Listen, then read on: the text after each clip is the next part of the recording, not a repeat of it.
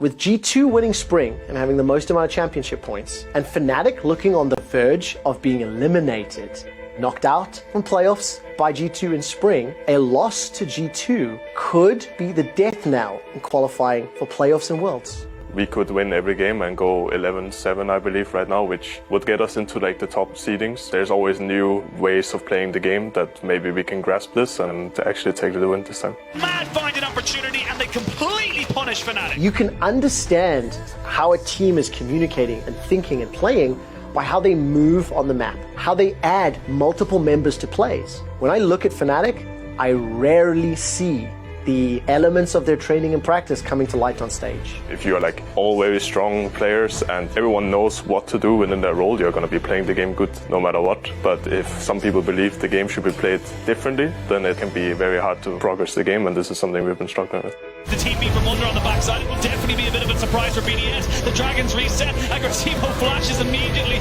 Limit and Sigwell are running for the hills. Fnatic will find themselves a win and go 1-1 in this week, start to bring themselves back into playoff contention.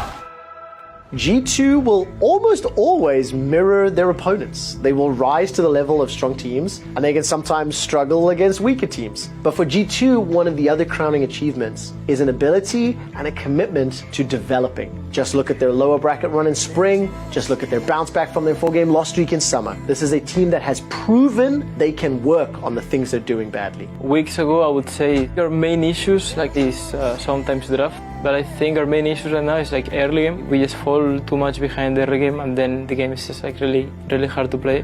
If they don't really know what's going on and they are kind of losing track of how the game is being played, that could be like some weird face shakes, some weird deaths all over the places, and individual performances of course has to play a big part of that.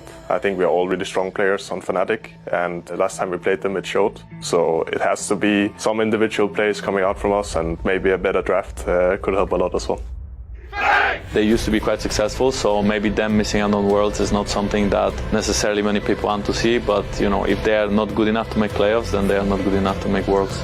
Trundle now coming up, Pillar to land on the flank and zoning him away, instantly gonna find the kill! If you're a really good team, you get through these things.